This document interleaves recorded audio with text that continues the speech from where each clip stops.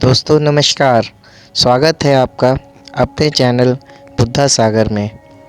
तो दोस्तों आशा करता हूँ आप सभी लोग अच्छे होंगे। मैं आपका दोस्त एक बार फिर से हाजिर हूँ आपके साथ एक नए संदेश नए वीडियो के साथ। तो आइए शुरू करते हैं। दोस्तों एक समय की बात है, एक नगरी के बाहर एक बगीचा था। तो गौतम बुद्ध वहाँ पर भ्रमण करते करते पहुँच गए। वहाँ पर उन्होंने देखा उस बगीचे का एक माली था जो कि उस बगीचे की देखभाल कर रहा था, सिंचाई कर रहा था, तने पत्तों को काट छाँट रहा था। तो वह उसे वहाँ पर खड़े खड़े उन्होंने देखा उसी जगह पर एक ज़मीन ऐसी भी थी जो कि बिल्कुल बंजर थी, उसके आगे फिर बगीचा था।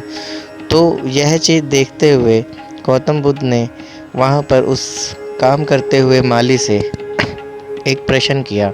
उन्होंने कहा कि हे माली, ये सारा बगीचा हरा भरा है पर यहाँ की कुछ जगह ऐसी बंजर वीरान क्यों है।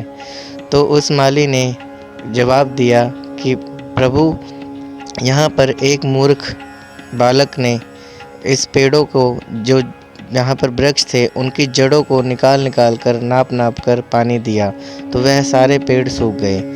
तो गौतम बुद्ध ने मुस्कुराते हुए यह उत्तर दिया कि जिस आप मूर्ख की बात कर रहे हो वह पिछले जन्म में भी ऐसा था।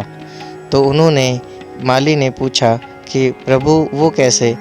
तो गौतम बुद्ध ने एक कथा के जरिए उन्हें यह संदेश समझाया। उन्होंने बताया कि जब पिछले जन्म की बात है, इस व्यक्ति ने, जिसने भी यह कार्य किया है, यह पिछले जन्म में भी एक राजा के दरबार का माली हुआ करता था। उस व्यक्ति ने यह पूरा बगीचे को सजाने का जिम्मा उठाया हुआ था और राजा भी उससे काफ़ी खुश रहते थे क्योंकि उसने उस बगीचे को एकदम हरा भरा, पूरा अच्छा फूलों से रहित और फलों से तैयार कर दिया था। तो राजा बहुत प्रसन्न होते थे। तो एक समय की बात है कि वहाँ पर उस राज्य में एक बहुत बड़ा उत्सव मनाया जा रहा था। तो वह माली भी उस उत्सव में जाना चाहता था, पर मेन जो जिम्मेदारी थी जो उसे मिली हुई थी वह उसको जाने की अनुमति नहीं देती थी कि उसके पौधों को पानी कौन देगा, उसकी देखभाल कौन करेगा, पर वो जाना भी ज़रूर चाहता था।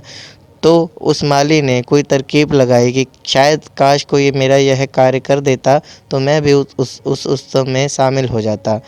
तो माली ने अपना दिमाग, अपनी बुद्धि लगाते हुए यह देखा कि मेरा मित्र कौन है। तो उसे याद आया कि इस जंगल के बाहर, जो इस बगीचे के बाहर जो जंगल है, वहाँ पर कुछ बंदर रहते हैं। तो जो बंदरों का सरदार था वह माली का मित्र था। तो माली ने उस बंदर के सरदार को बुलाया और उसे अपनी समस्या से अवगत कराया और बताया कि इस तरह की समस्या है, मुझे भी उत्सव देखना है, पर क्या तुम मेरा यह कार्य कर दोगे एक दिन के लिए। तो काफ़ी गंभीरता से सोचते हुए बंदर का सरदार मान गया। फिर उसने उसे ये काम सौंप कर वह उत्सव देखने चला गया। तो बंदर के सरदार ने अपने सभी बंदर भाइयों को बुलाया और बोला कि देखो, हमें एक बहुत ही जिम्मेदारी का काम मिला है और यह कार्य हमें बहुत ही दिमाग से और पूरी बुद्धि से, समझ सूझबूझ से करना होगा, क्योंकि यह एक महानता का कार्य है। तो उन्होंने, बाकी बंदरों ने भी साथ देने के लिए हामी भर दी। तो उन्होंने क्या किया, उन्होंने पूछा कि बाकी बंदरों के सरदार से पूछा कि हमें कैसे पता कि पानी किस पौधे को कितना देना है, क्योंकि ज़्यादा अगर हम पानी डालेंगे तो बगीचे में कीचड़ हो जाएगा और पानी की समस्या भी है, पानी ख़त्म हो जाएगा। तो हम किस तरह से पानी डालें कि किस पेड़ को कितना पानी चाहिए, इसका माप हम कैसे लें। तो बंदर के सरदार ने बोला कि एक काम करते हैं, कोई पेड़ बड़ा है कोई छोटा है, किससे कम पानी लगेगा, किसी को ज़्यादा लगेगा। तो हम ऐसा करते हैं कि हर पेड़ को उखाड़ कर उसकी जड़ों को नाप लेते हैं कि किस पेड़ को कितना पानी दिया जाए, उतना पानी देकर उसको लगा देंगे।